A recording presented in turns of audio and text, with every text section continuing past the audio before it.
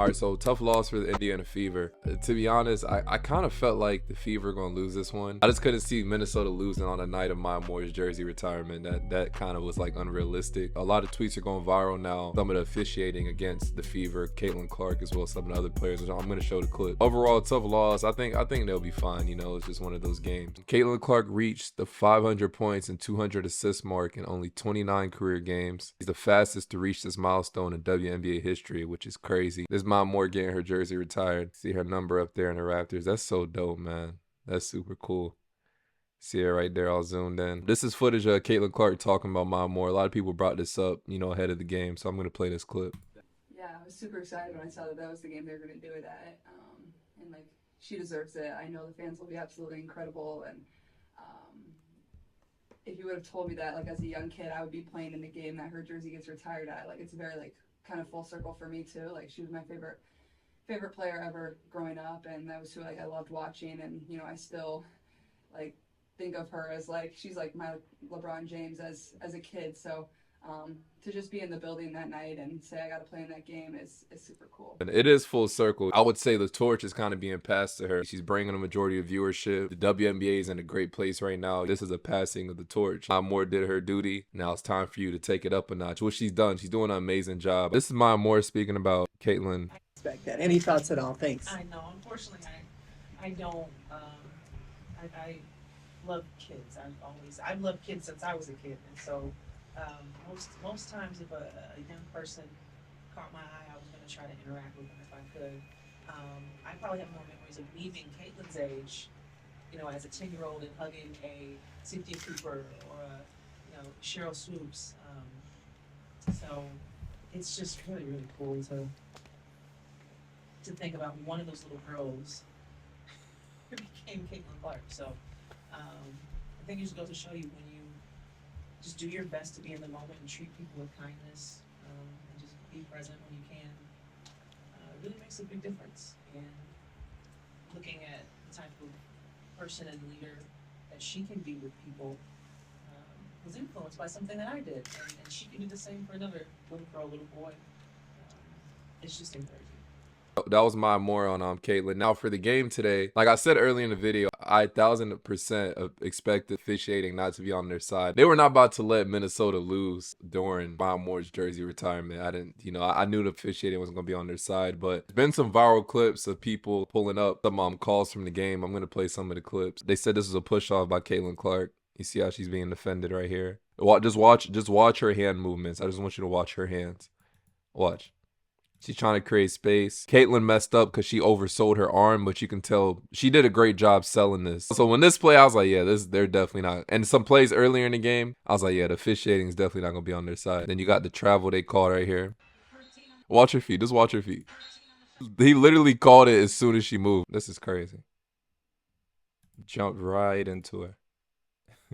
Ref just standing there. I expected her to have a tough whistle, as well as like the whole Fever team. They weren't about to let Fever just come in there and get an easy win, especially on her jersey night. So it's kind of expected. These are actually Caitlin Clark's comments after the game. Crowd atmosphere like out there. It felt like there wasn't really a home team sometimes with the reactions everyone was getting. All girls see square. Just keep, I think she does a really great job of I think Caitlin specifically is a household name, and I think that she's going to continue to, bring in the arena and kind of like put us in a position to have all the fans in the world. So, I mean, I obviously hats off to her, but I give her grace because it's a lot to take on. I think she's done a really good job with it. Yeah, I mean, I think obviously a lot of people here that wear Fever stuff or wear, Caitlin Clark shirt, whatever, but at the same time, they understand really good basketball and they can appreciate what the Lynx did and who the Lynx are. And also their history. Like they know who Maya Moore is. They know, she's one of the best of all time. So they're here to celebrate her and appreciate her too. And yeah, I mean, I think you definitely have those loyal Lynx fans. You heard them sometimes too. And then you certainly heard a crowd that just loves basketball and was there to celebrate it. And honestly, it was a great game. Like the offense was great. It was up and down. Both teams were tired. So I think it was just a great display of women's basketball, honestly. Caitlin Clark's other comment. I mean, she's the staple of their team. Like she does so much for their team. There was a few times she made a few shots and I caught myself like, dang, like can't guard that. Like, and I don't really do that often, but there was a few times where she made a tough runner, I think, on the left side there in the second half off the glass outside the paint. And AB played really good defense. There's nothing you can do but take the ball out and go down the other way and tell her good job. Like, there's moments like that in the game. And I thought, she had quite a few of those tonight, but she's been playing really well. And there were still some things where we could have done a little bit better job on other people when we did take her away in the half court. That kind of killed us. One of the more interesting things was seeing Minnesota's coach. Prior, a lot of people called her out for hating on Caitlin Clark. I think as of recent, I think her tone changed. People called her out on her changing her tone as well. Yeah, so this was her before. A lot of people cheering for that other side. I mean, I'll get 2 shits. how about one? Not even 1 shit. This is her now. This was prior to the game, by the way. So Yeah. We haven't seen him a lot, I'll say that. What I have seen, and coming into the season, watching her in college, I said the single best thing that she does that young players don't do is she plays at an incredible pace. And pace can get you really, really far, and there's great value in that. Pace and passing, I think, are her 2 greatest things. I know the sexier part is probably the logo 3, but the pace and the passing is what makes her exceptional in my mind. The importance of the W, you're all standing here.